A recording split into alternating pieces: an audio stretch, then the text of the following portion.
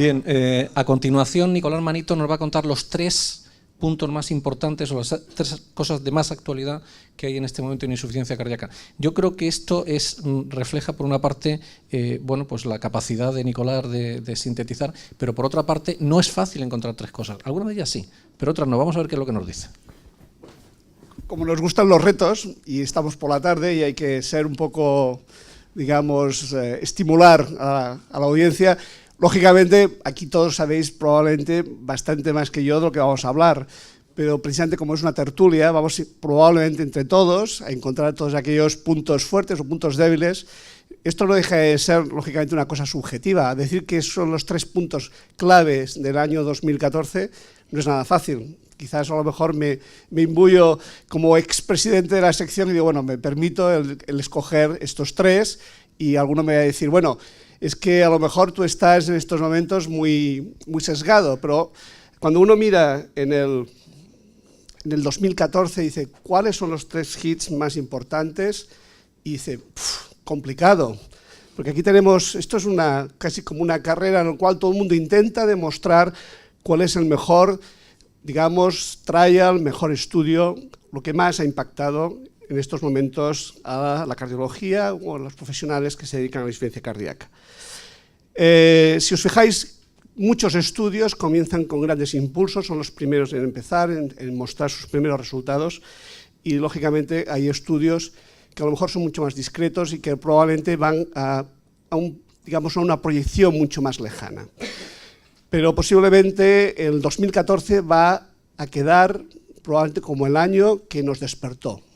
Y digo despertó porque yo creo que habíamos sido muy complacientes con los resultados que teníamos en nuestros pacientes. Y lo digo esto porque, por ejemplo, cuando se presentó los datos del CARE-HF, el seguimiento a largo plazo, los pacientes mejor tratados farmacológicamente, los pacientes mejor tratados con dispositivos, con resincronización cardíaca, tenían una mortalidad casi del 50% a los 6 años. Y esto considerábamos que era realmente una eficacia de nuestra tarea diaria, de nuestro trabajo diario. Y hay que cuestionar estas ideas, hay que cuestionar, y probablemente el 2014 nos ha despejado un poco las ideas. Yo voy a hablar de muchos estudios que han sido importantes. Hay un estudio que no voy a comentar porque no es un top 3 hit, que no lo he elegido, pero probablemente ha de quedar en los estudios que hay que tener presentes, que es el top cat. Y en lo que no hay que hacer. Probablemente cada vez más los diseños tienen que ser más de abajo hacia arriba, donde los clínicos sean importantes a la hora de valorar cuáles son los endpoints de los estudios y cómo se han de hacer realmente las inclusiones de pacientes. Yo elegí 3 hits con 3 estrategias. La primera es una estrategia que sería intentar evitar lo que hacemos cada día en la práctica clínica diaria, y es que el paciente progrese en su insuficiencia cardíaca, empeore clínicamente y evidentemente haya que tomar decisiones muy graves. La segunda estrategia es una estrategia que además las guías ya ponían como una necesidad no cubierta, que eran las comorbilidades.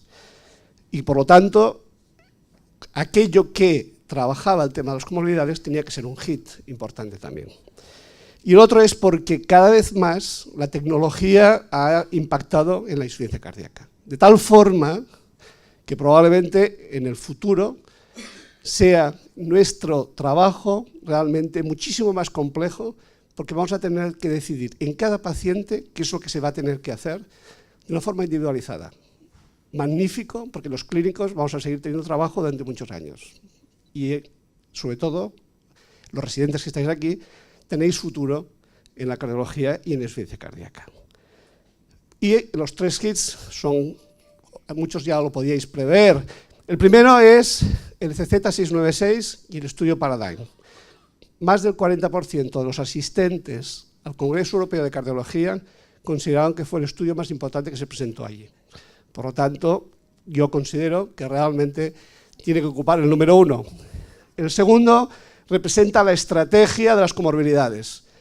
Una de las comorbilidades que ha cambiado una visión de ser una secundaria a una de las importantes, y no hablo de anemia, sino que vamos a hablar de déficit de hierro, y hemos hablado mucho en nuestras reuniones, y el estudio CONFIRM es una fase más de que realmente el déficit de hierro es mucho más que probablemente una comorbilidad. Y luego está el campo de lo que es, en estos momentos, la tecnología. Y ahí es donde está la terapia génica y el estudio CUPIT, que lo comentaremos por si hay gente que no lo conoce.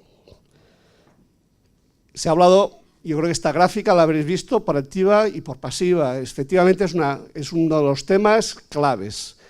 Pero volvemos a remarcar que por primera vez tenemos, en este caso, el LCZ696, que provoca una activación de una vía que tiene efectos claramente positivos. Y estos efectos claramente positivos desde el punto de vista de lo que es la vasodilatación, de la perfusión renal, de la reducción de la fibrosis, etcétera. Por primera vez tenemos un fármaco que no deja, decimos, inhibe, no, aparte de inhibir toda la vía del sistema renina-angiotensina, tiene una vía de activación. Por lo tanto, esto es de entrada una gran novedad. Yo creo que Tony lo ha explicado muy bien, la importancia de los péptidos natriuréticos. El estudio Paradigm es importante porque realmente es un estudio de número muy importante, 8.000 pacientes. Estos pacientes eran primero testados desde el punto de vista de evaluación en un periodo de running para ver si realmente podían o no ser tolerantes del fármaco, y a partir de aquí eran randomizados a LCZ 200 miligramos cada 12 horas o en Enalapril 10 miligramos cada 12 horas, que hay personas que pueden decir, es que no es la dosis máxima de Enalapril, pero sí que es la dosis de la práctica clínica. Y como hoy estamos hablando, a veces es raro encontrar pacientes en la práctica clínica que tengan más de estas dosis. Estos son los puntos a discutir siempre del Paradigm, y yo digo que probablemente es lo que decimos práctica clínica. Los resultados del Paradigm son importantes porque por primera vez en mucho tiempo no teníamos realmente esta reducción del endpoint primario, que era mortalidad de caso cardiovascular o hospitalización por insuficiencia cardíaca, con una reducción del 20%.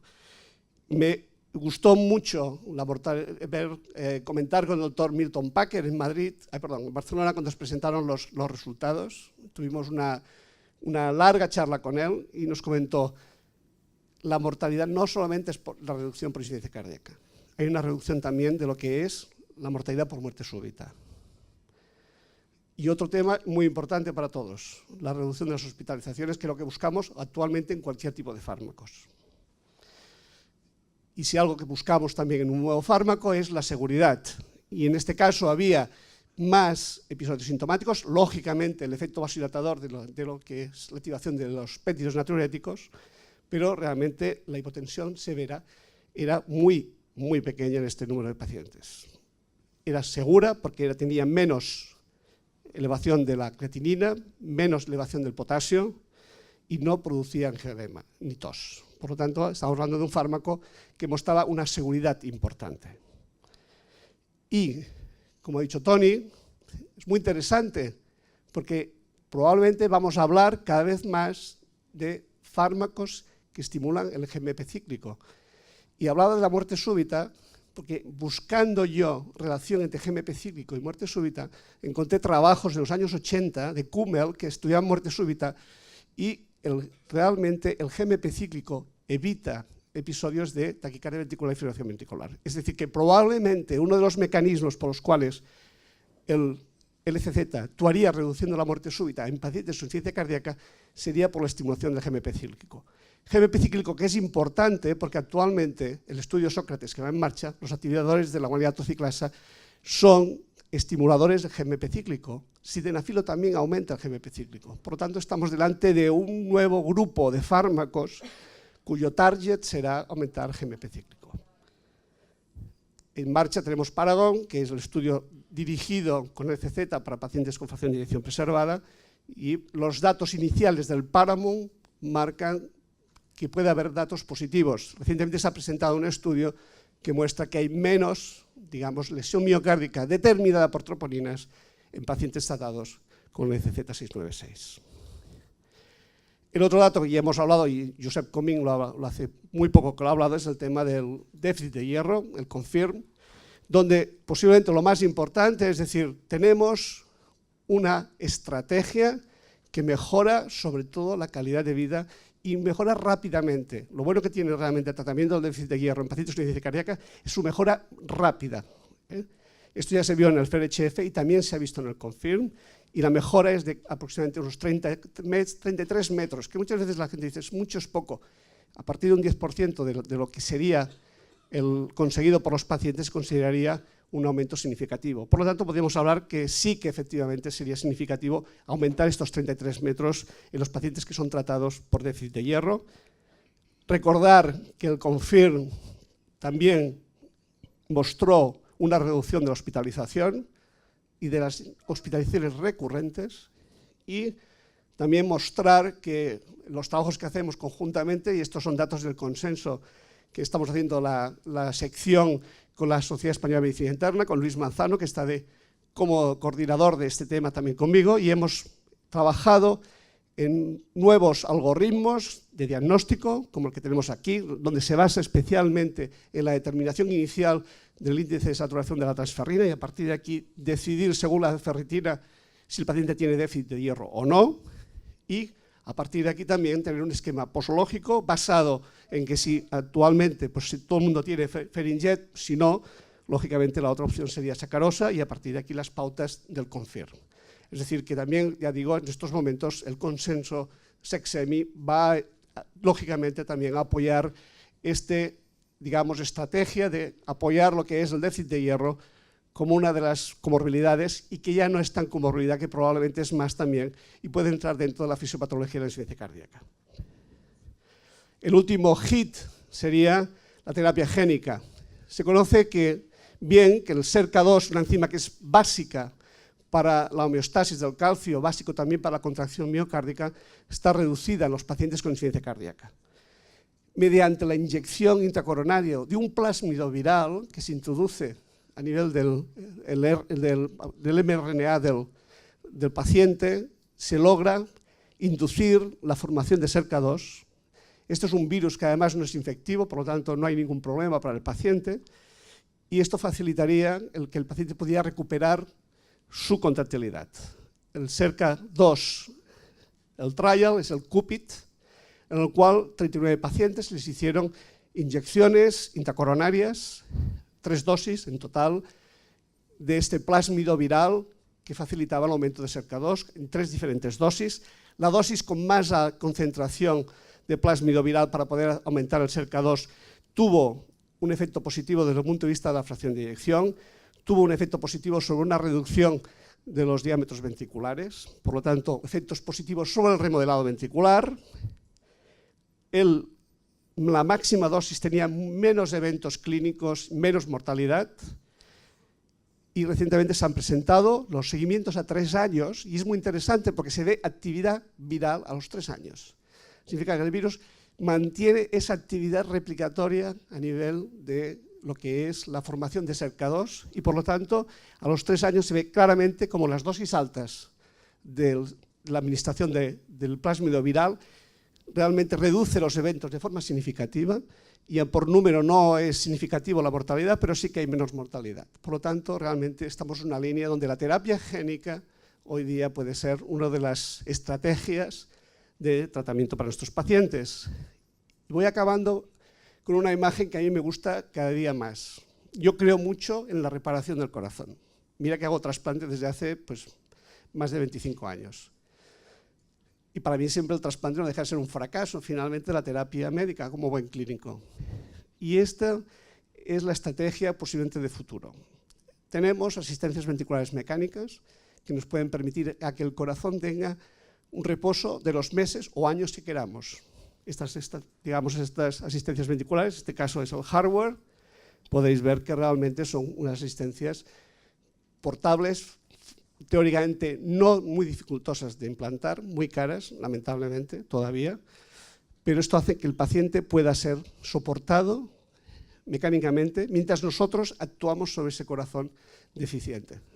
Y este es el primer paciente actualmente a nivel mundial que lleva implantado un corazón mecánico y al cual se le ha hecho la terapia génica de estimulación de SERCA2. Este es un paciente inglés, 37 años, y yo creo que esto es el futuro, probablemente. Se le podrá hacer terapia celular, se le podrá administrar fármacos, y probablemente yo creo que eso es lo que esperemos que con el tiempo tengamos, digamos, estas posibilidades abordables para todos. Ya digo que hoy día todavía el problema es lo que es la economía. Mensajes son tres muy claros. Evidentemente el ECZ y el estudio Paradigm han mostrado esta superioridad respecto al April y probablemente el secreto va a ser encontrar cuál es el perfil de pacientes para los próximos años introducir el fármaco. El déficit de hierro es más allá que una comorbilidad probablemente, mejora a los pacientes desde el punto de vista de calidad de vida y por tanto yo creo que es, y lo podemos hablar, una de las, digamos, vigilancias que tenemos que tener respecto a nuestros pacientes. Y luego la terapia génica nos ha mostrado a través del CUPIT que es una posibilidad también de tratamiento de nuestros pacientes y que su asociación junto con otras técnicas pueden mejorar realmente a nuestros pacientes con insuficiencia cardíaca. Y eso es todo.